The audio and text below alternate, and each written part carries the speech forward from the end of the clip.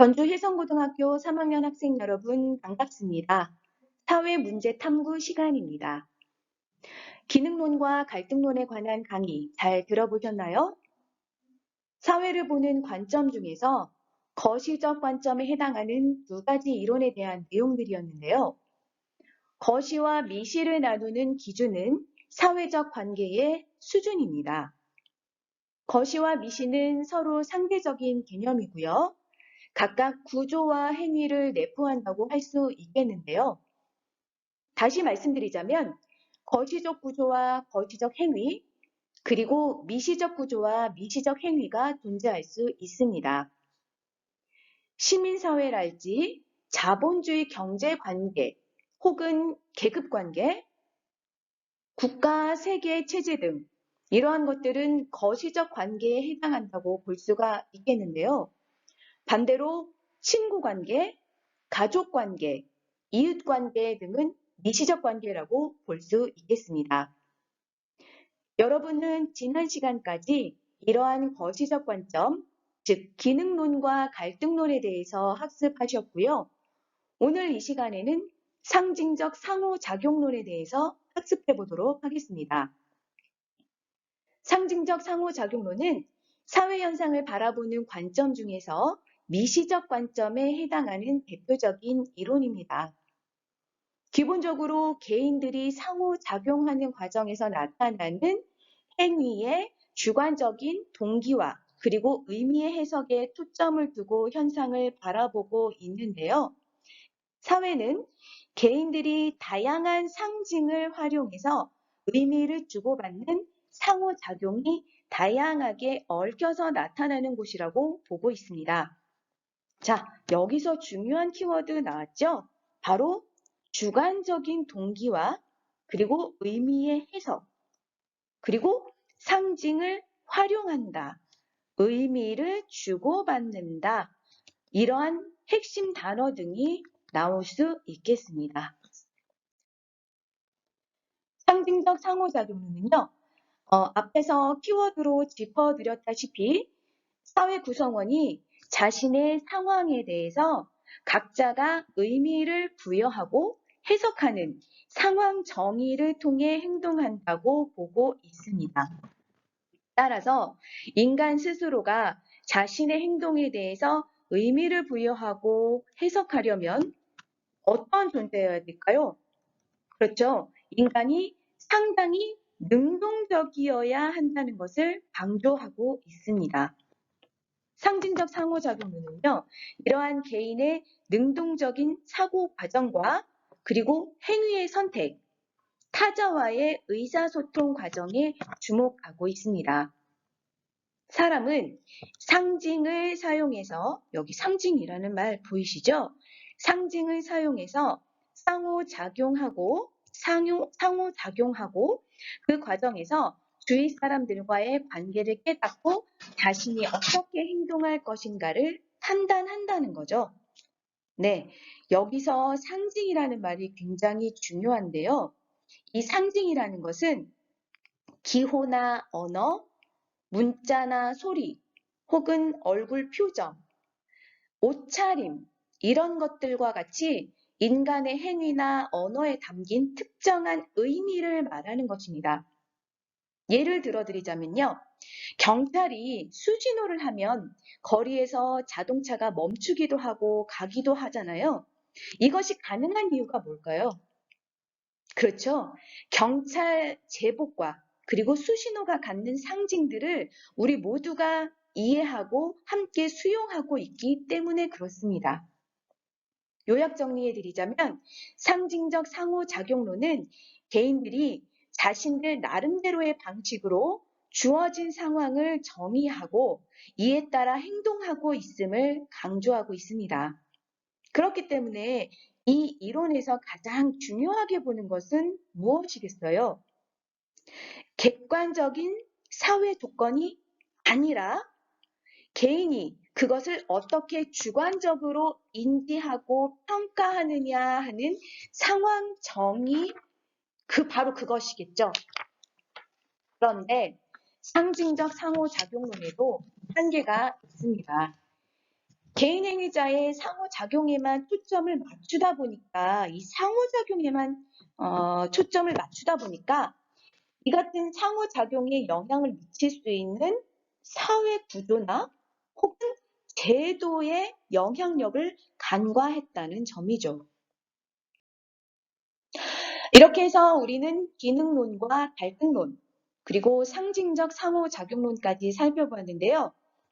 어느 하나의 관점만 적용하게 되면 다양한 측면에서 일어나는 사회 현상들을 이해하기 곤란해지기 때문에 여러 관점을 균형 있게 적용해서 상호 보완적으로 활용하려는 노력이 필요하겠습니다.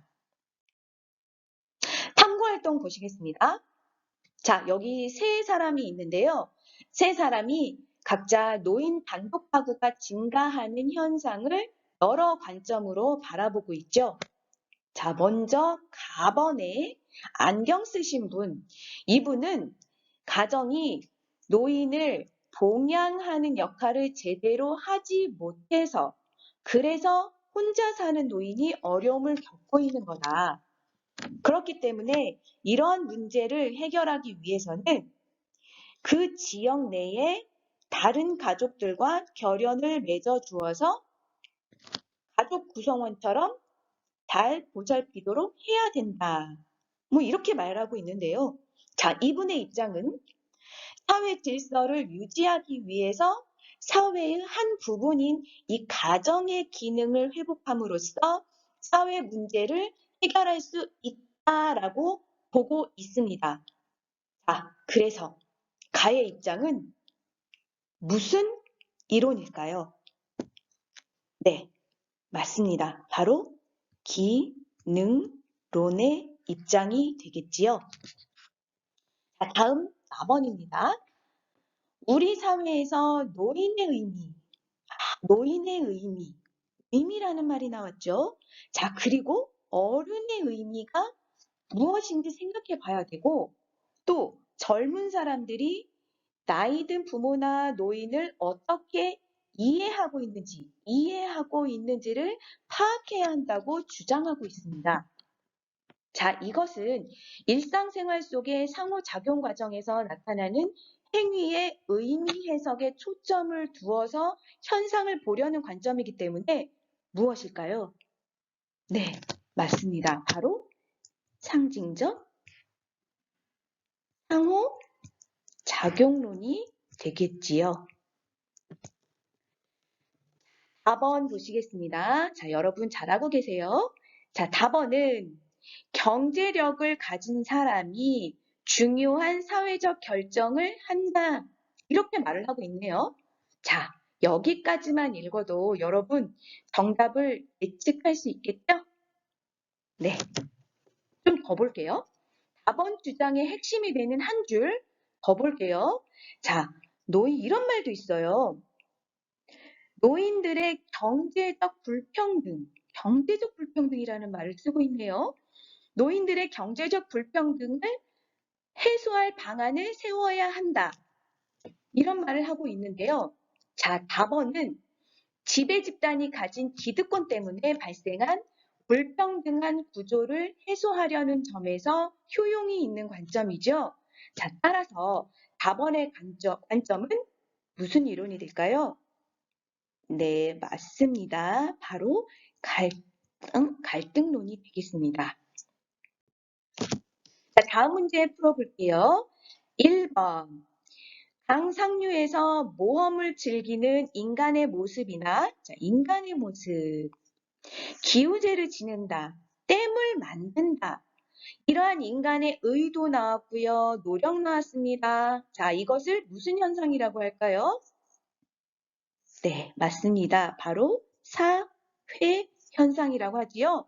네, 자연 현상이 아닙니다. 자, 이어서 2번요. 숲을 관찰할 때 숲에 분포하는 나무의 구성을 보는 것처럼 사회 구조 나왔고요. 또 제도 나왔습니다. 이러한 등에 초점을 두는 것은 무슨 관점일까요? 크게 보는 관점이죠? 네, 맞습니다. 바로 거시적 관점이라고 할 수가 있겠습니다. 그리고 숲속에서 나무를 세밀하게 관찰하는 것처럼 사회 구성원의 행위에 초점을 두는 것은 바로 미시적 관점이라고 합니다. 네, 아주 잘하셨어요. 자, 다음 문제.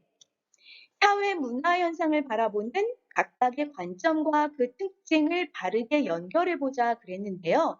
자, 먼저 기억 읽어볼까요? 개인이 부여하는 주관적 의미를 중시한다. 주관적 의미라는 말이 나왔네요. 네. 그리고 니은 희소가치의 불평등한 배분에 초점을 둔다. 아, 불평등한 배분이라는 말이 나왔어요. 자, 그리고 디귿번 볼게요. 사회 구성 요소의 균형과 안전을 강조한다. 균형과 안정을 강조한다. 자, 여기까지만 읽어도 여러분 1번의 기능론, 2번 갈등론, 3번 상징적 상호작용론 어떻게 줄을 이어야 할지 다들 아시겠죠? 네, 줄을 그어볼게요. 자, 1번 기능론은 어디에 해당이 될까요? 네, 바로 맞습니다. 디귿번에 해당이 되는 내용이죠. 자, 2번 갈등론은요? 네, 맞습니다. 니은에 해당되지요. 그 다음 3번은요. 상징적 상호작용론은 네, 맞습니다. 기업, 개인이 부여하는 주관적 의미를 중시하는 이론이 되겠지요. 자, 이렇게 지금까지 상징적 상호작용론에 대한 강의 잘 들어보셨나요? 기능론과 갈등론, 그리고 상징적 상호작용론, 이 세 가지는 사회 문제를 바라보는 대표적인 관점들인데요. 영상을 시청하셨으면 이어지는 문제도 같이 풀어보시기 바랍니다. 그리고요, 마지막 마무리는 교과서 19페이지 탐구 활동으로 해보시고요. 이 페이지에 대한 해설지는 내일 오픈해 드릴 테니까 꼭 확인해 보시기 바라겠습니다. 자, 지금까지 강의 시청하시느라 수고 많으셨습니다.